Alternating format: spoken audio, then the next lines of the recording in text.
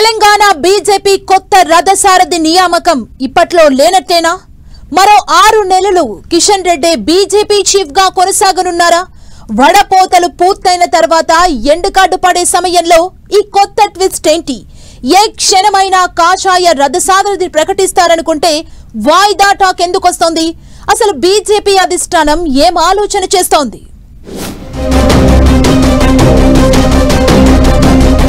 Telangana BJP chief ఎంపిక ఇప్పట్లో లేనట్లేనా?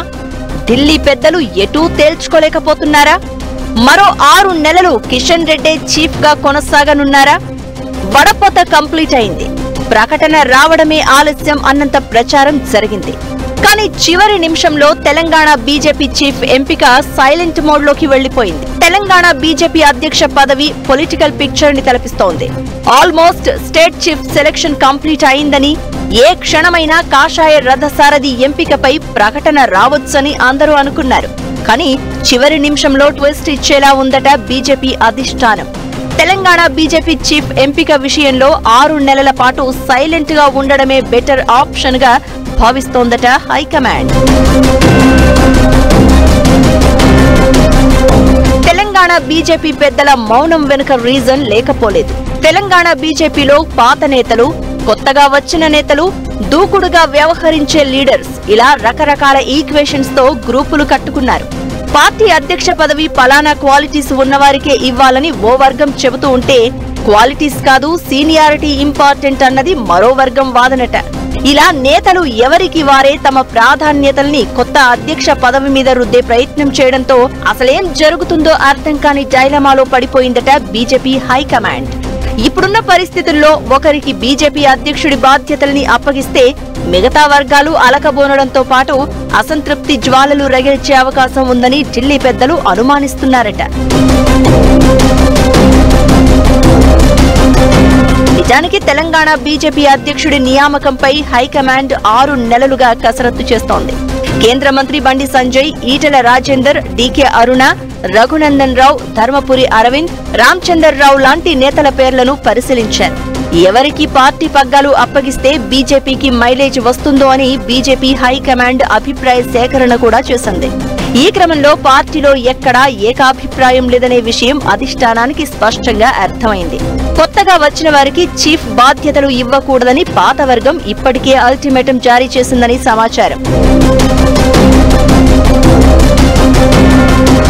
మరోవైపు అధ్యక్ష పదవిని ఆశిస్తున్న వారు సైతం హైకమాండ్ ముందు రకరకాల కండిషన్స్ పెట్టారని తెలుస్తోంది.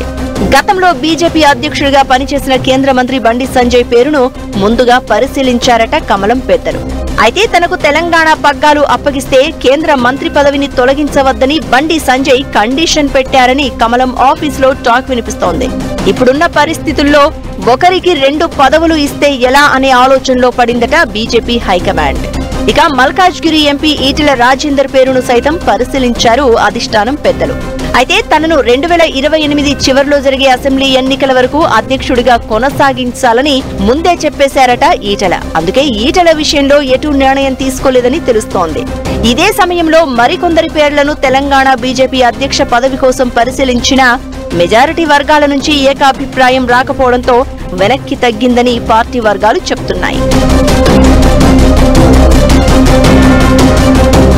ఇలా తెలంగాణ బీజేపీ చీఫ్ ఎంపిక హైకమాండ్ కు కత్తి మీద సాములా మారిందట. కాస్త టైం తీసుకుని రథసారథిని ఎంపిక చేయడమే బెటర్ ఆప్షన్ అనుకుంటుందట బీజేపీ అధిష్టానం. మరికొన్నాళ్లు అధ్యక్షుడి ఎంపికను వాయిదా వేసి ప్రస్తుతం బీజేపీ చీఫ్ గా ఉన్న కేంద్ర మంత్రి కిషన్ రెడ్డినే కొనసాగిస్తే ఎలా ఉంటుందనే ఆలోచన చేస్తున్నారట బీజేపీ పెద్దలు. వచ్చే ఏడాది ఫిబ్రవరిలో జీహెచ్ఎంసీ ఎన్నికలు జరగనున్నాయి. గ్రేటర్ ఎన్నికలకు ముందు తెలంగాణ బీజేపీ అధ్యక్షుడిని నియమించాలనే డిసిషన్ కు వచ్చినట్లు సమాచారం. అయితే అప్పటిలోగా తెలంగాణ బీజేపీలో ఉన్న గ్రూపులు, వర్గాలను ఏకతాటిపైకి తీసుకురావాలి అనేది బీజేపీ పెద్దల ఆలోచనగా తెలుస్తోంది.